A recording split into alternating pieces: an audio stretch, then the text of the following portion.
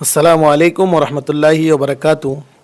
मोहतरम सामिन और नाज़रीन, सवाल ये पूछा गया कि कलीजी खाना जायज़ है या नहीं है। हराम जानवरों की कलीजी खाना कैसा है, हलाल जानवरों की कलीजा खाना कैसा है।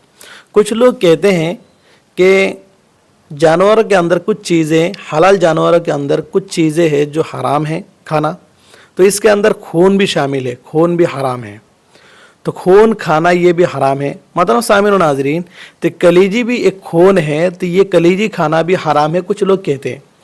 मतलब सामिन और नाजरीन, इसका जवाब ये दिया गया कि हलाल जानवर की कलीजी खाना हराम नहीं है बल्कि जायज़ है, और हराम जानवरों की कलीजी खाना ये हराम है, क्योंकि जानवर हराम है और इसका गोश्त भी हराम है, सारी चीज़ें हराम है, तो खाना भी हराम होगा। मतलब सामिन और नाज़रीन, हलाल जानवर की कलीजा, इसका गोश्त भी जायज़ है तो कलीजी भी जायज़ है।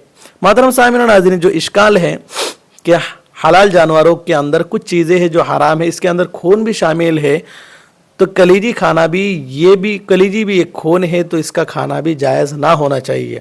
मतलब सामिन और नाज़रीन, एक हदीस में है, तिरमिज़ी शरीफ में हदीस मज़कूर है कि तुम्हारे लिए दो चीज़ें, दो मुर्दार तुम्हारे लिए हलाल है। दो मुर्दार और दो खून, यानी दो मुर्दार और दो खून तुम्हारे लिए हलाल है। उनमें से दो मुर्दार से मुराद है मछली और टिड्डी, ये दोनों अगर मर भी जाए तो खाना जायज़ है। और खून, दो खून से मुराद है कलीजी और तिली, ये दोनों खाना जायज़ है, तो इसके अंदर कलीजी भी आ गई। मोहतरम सामिन और नाज़रीन, और तीसरी बात ये है कि नबी सल्लल्लाहु अलैहि वसल्लम इस कलीजी को बहुत पसंद करते थे और बहुत शौक़ से तनावल फरमाते थे। तो इससे ये भी एक हदीस में एक दलील है, और एक सबसे बड़ी दलील ये है कि नबी सल्लल्लाहु अलैहि वसल्लम खुद खाते थे और बड़े शौक़ से खाते थे। मोहतरम सामिन और नाज़रीन, और जो लोग कहते हैं कि ये हराम है, ये इनके नज़दीक है, बाकी ये हदीस के अंदर और नबी सल्लल्लाहु अलैहि वसल्लम की कौल के मुताबिक ये हलाल है, कोई हराम नहीं है, नाजायज़ नहीं है। दो मुर्दार यानी दो खूनों में से एक है तिली और एक है कलीजी, ये दोनों खाना जायज़ है, बल्कि औला है, क्योंकि नबी सल्लल्लाहु अलैहि वसल्लम पसंद फरमाते थे।